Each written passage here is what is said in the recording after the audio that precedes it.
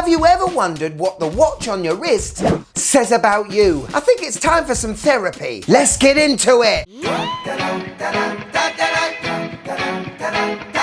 Yes, and welcome to the Mad Watch Collector Show. Today I'm going to try and attempt to describe the sort of person you are with the watch that you own. Not only that, I've given my wife the challenge, yeah. All I can do is apologise now for all you Tissot, Rolex, Invicta and G-Shock wearers. She don't pull no punches. Now it's been a couple of weeks since I filmed my State of the Collection show. I expect something that you guys want to know, that out of all those 50 odd watches, what are the ones that I've been wearing the most recently? Could someone work out what sort of watch enthusiast or even character of a person I am just with the choices of my watches? Quite an interesting concept. We all love different things. Somebody out there loves this.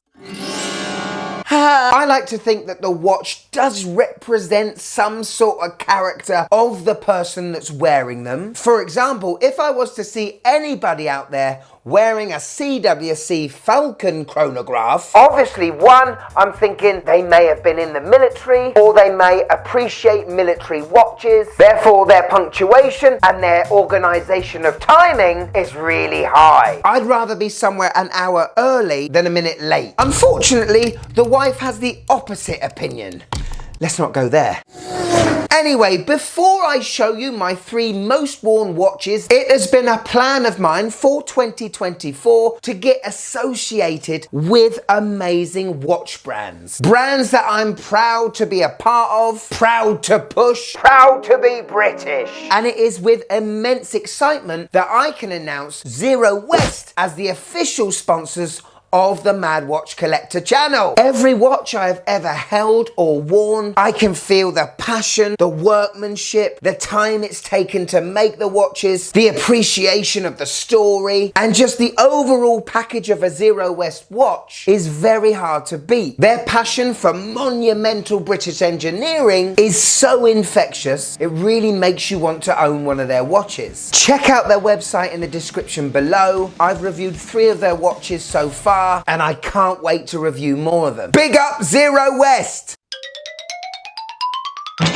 Right, let me give you these 3 watches. The first one, and it's in no particular order, well, it's my Black Bay 58, isn't it? This watch is one of the easiest dive watches to wear. The proportions for my wrist are perfection. There's enough tool aesthetic as well as vintage vibe to make it the perfect dive watch for me. It's a watch that's celebrating a former reference back in 1958, and I do love watches from brands that have been around a bit and that have taken major inspiration from the past. The next watch is my G-Shock DW5040, a 40th anniversary reissue of the very first G-Shock Square back in 1983. This watch is special to me in so many ways. I still feel that the best G-Shocks are the squares, and when you cater in the looks as well as the premium feel of this watch, it's definitely very hard to beat. Obviously not in module terms, as this doesn't have multi-band 6, it's not solar powered, but for me it's the sum of its parts that makes it gorgeous. Coupled with the fact if it was to take a huge beating, it could just dust itself off and get back to it. The third most worn watch is the Seiko SPB 411, the reissue of the Navigator timer, the first Seiko GMT to have a twisty bezel. As soon as I saw this, I knew I had to have it. It ticks all the boxes for me as a watch enthusiast, a Seikoholic. The dimensions are perfect for me, and that case just screams Seiko.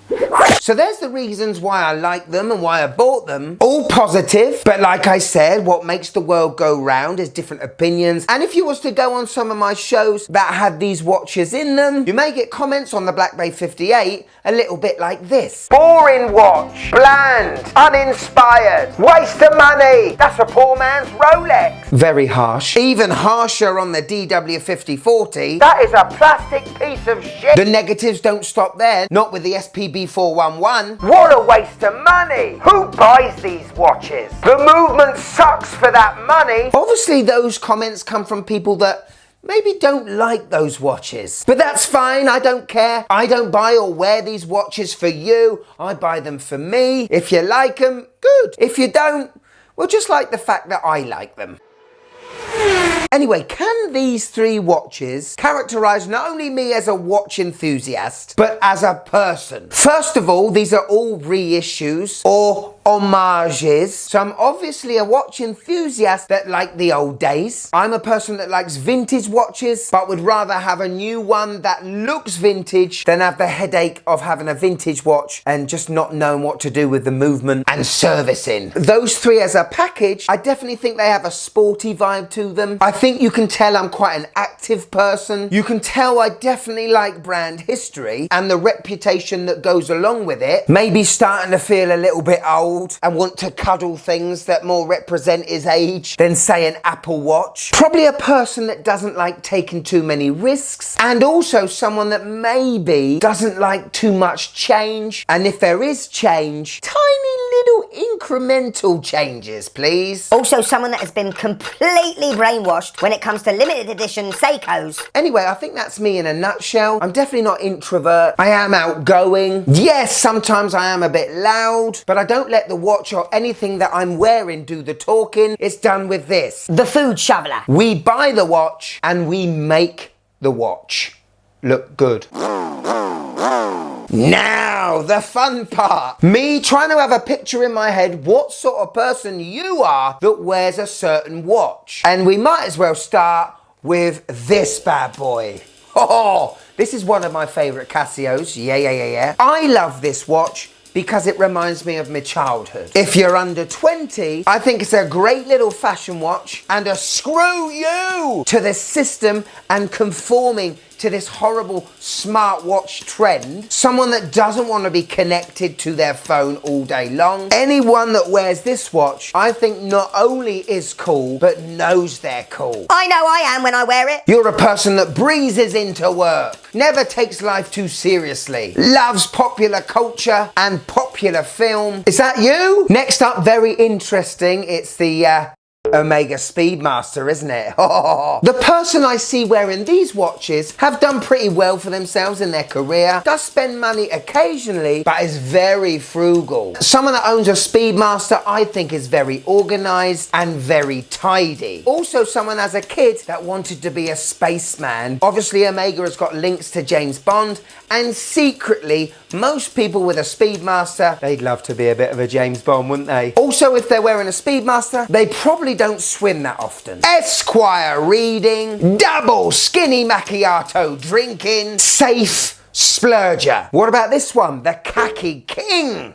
What a watch that is. This is someone very proud of their watch. Someone that is ready for any eventuality life will give them. This is a person quite smug with themselves, as they know they have on their wrist one of the gems of the affordable watch world. A person probably satisfied, I hate this person, that he's probably satisfied that he's only got one or two watches. I envy this dude. Someone that may go to the casino and spend like £20 on the roulette wheel. On red, please. Win or lose, they don't care. They, again, are breezing through life. They're not competing with Rolex owners, not even G-Shock owners. They are Hamilton Khaki Kings. And they know it don't get better than a king. Could you just click that like button, please? It really helps the channel.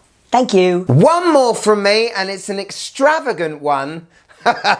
What about a rainbow Daytona? What the heck does a person look like that wears one of these? For starters, this person has got more money than sense. Guaranteed. The person that wears this watch will never have it under a cuff, to have a very youthful tanned face and pale old hands. Cosmetic surgery up the wazoo. The sort of person that has not one, not two, not three, but 10 leopard skin jackets. Say what? Personally, I haven't met one of these people, but I think I've got more chance of seeing them than I have a rainbow Daytona. You showy off splurger.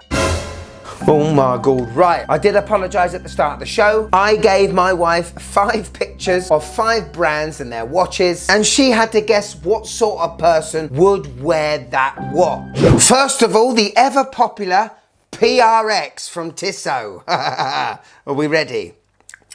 First of all, I think this person probably has a desk job. This person likes to be smart, but also he's quite boring. This watch is quite bland and blends in with the furniture, as does the person that wears it. They're just a middle of the road person. Oh my God. wife. They don't stand out in the crowd, nor do they want to. Then I gave her the G-Shock Mudmaster. Look at that beast. This is definitely a sporty person that has no clue what he's wearing. Someone that buys all the gear and has completely no idea. This person must have huge wrists. If not, I can imagine this going on their arm. Then I gave her the old Rolex Hulk Submariner. Oh, let's see what she thought. This is someone that has either been handed this down, doesn't know what it is, but because it's a Rolex, will wear it. They know it shows success, but if you aren't successful, wearing it makes you look like a bit of a douche. To me, this is a watch that is bought just to show off. And the last one, oh, good golly molly, the Invicta Bolt. Let's see what the wife said about this one. This is another person that likes to show off, but doesn't realise the thing that he's wearing is one of the worst things you could ever wear on your wrist. It shows that they have the worst taste in the world. This watch is wrong on so many levels, and this person doesn't realise that they're so unfashionable, it makes me want to puke. Ooh, slightly harsh on the Invicta Bolt there, but we're all entitled to love what we want, aren't we? But a great exercise is to take a look at your watch you're wearing right now. Does this watch fit me? If it does, brilliant. If it doesn't, brilliant too. You're going against the grain. Thank you so much for watching till the end. If you want a bit more of the Mad Watch Collector Show, click there and join. Want some merch? Of course you do. Click in the description below. But more importantly, if I've got you for a few more minutes, click this one. Come on, keep the algorithm going. I need those sweet, sweet views for money. I've got to save up and buy a new Invicta Bolt for the wife. I'll go on, click it, click it.